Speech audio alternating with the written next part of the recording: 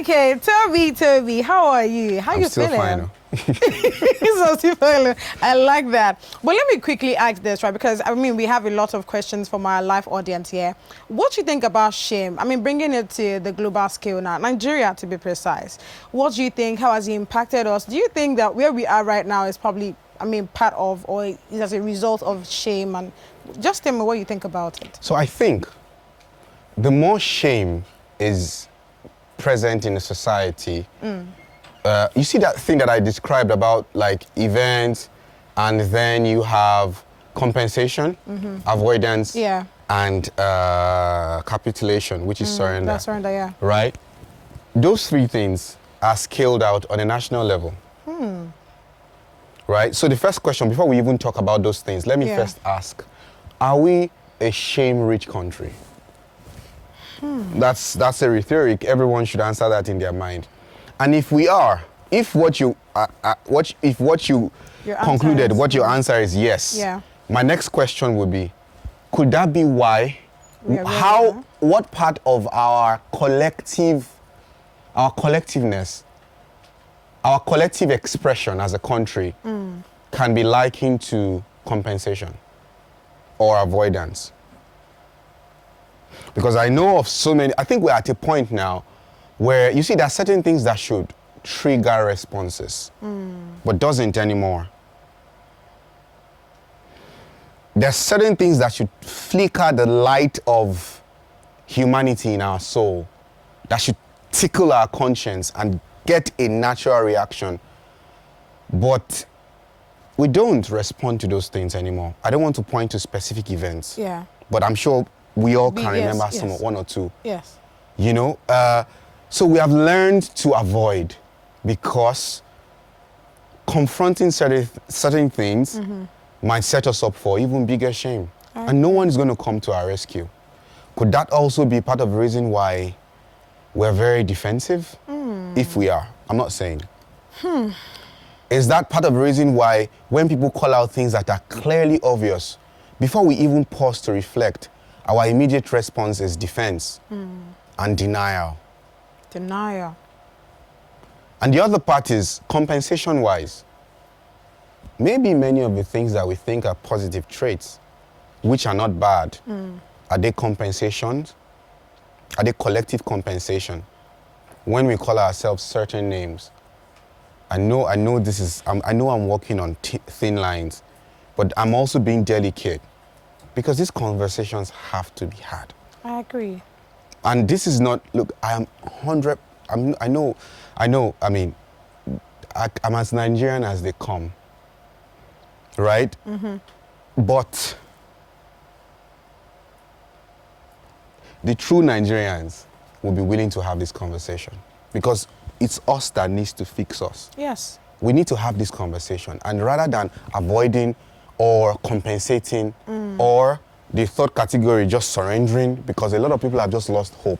Right. They don't even care again. So we need to start, and it starts from this conversation of shame. When you are in the bus and you see this kind of thing going on, remember this conversation and tell that, but sir, don't speak to that woman like that. Who are you? The more the merrier. Hopefully you find 2 or 3 people in that bus who joins you. That man will learn. The next time he wants to do that, he won't do that. Sure. So we need to take responsibility, right? And when people give us feedback, before we just defend blind patriotism, as we call it, true patriotism respects truth, because truth is the only platform for growth. I agree. Like I said, truth, I've always said this, truth and love are both sides of the same coin. If you truly love something, you'll be willing to interact with the truth about it. Yes. So people that claim to be patriotic and just enter into denial mode, are they really patriotic, or do they have personal issues that they are casting on the image of Nigeria? Because if you are truly patriotic, you'll be willing to engage people intellectually on it. Oh, yes, I will defend my country, but let me hear what you have to say.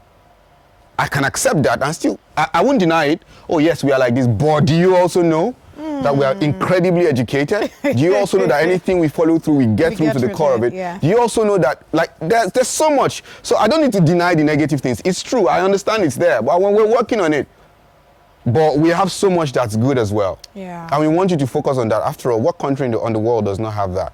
But back to what I'm saying, the core of this is we need to work on our shaming culture. Rather than achieving anything through shame, let's go the dignity route. When people have a sense of self-worth to a particular level, they will have the capacity, right, to make dignified decisions. I love that.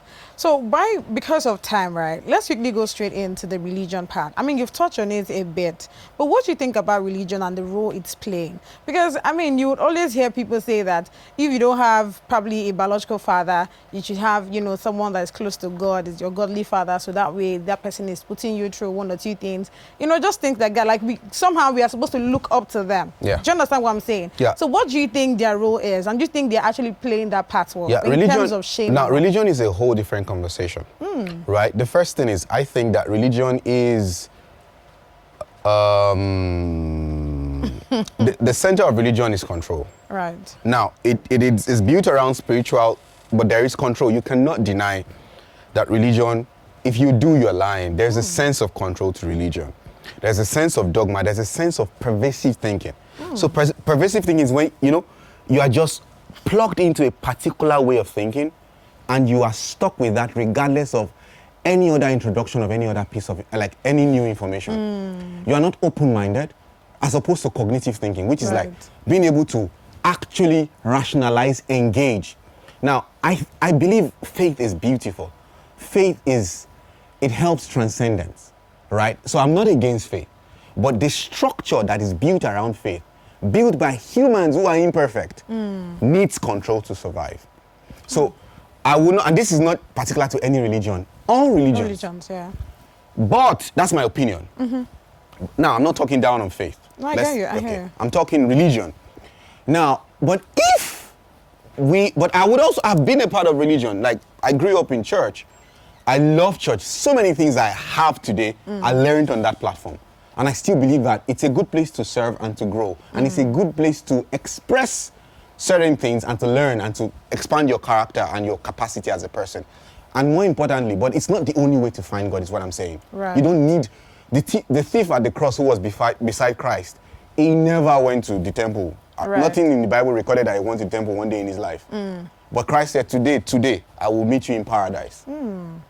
So this idea that religion is the only way to access faith is not true, in my opinion, right? And I know some people will decide, it's my opinion, and that's why I'm putting that behind that.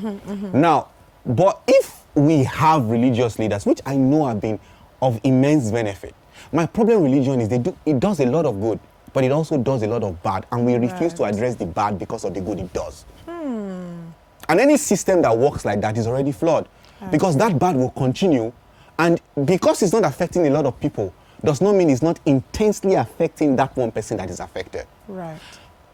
Imam, pastor might not be raping everybody. So everybody likes the system. But that one girl that is the victim of that rape, her life is not the same. Right. So are we saying because just one person is involved and is attacked, right, or abused, a green light endorses that? No, it doesn't work like that. If we want to overhaul a system, we need to overhaul it completely, right? So that's my take on it. So, but if we engage in religion, then, and religious dads and fathers or mothers, that sounds so, did I just say dads and fathers? You said fathers, so that's why I use that word. But of course, it can be male, female, more. Okay, let me just say that. We call them a lot of things. Daddy, papi, papa, mama. Sorry, mama. You have forgot. Sorry. Don't let the... It's both sides. Now, but what I'm saying is, if you are in that capacity, while we are still getting to the point where religion will evolve to a point where there will be lesser darkness than light, please, you don't need shame to inspire change. People actually respond to change faster when you don't shame them. Thank you. Thank you so much, Toby.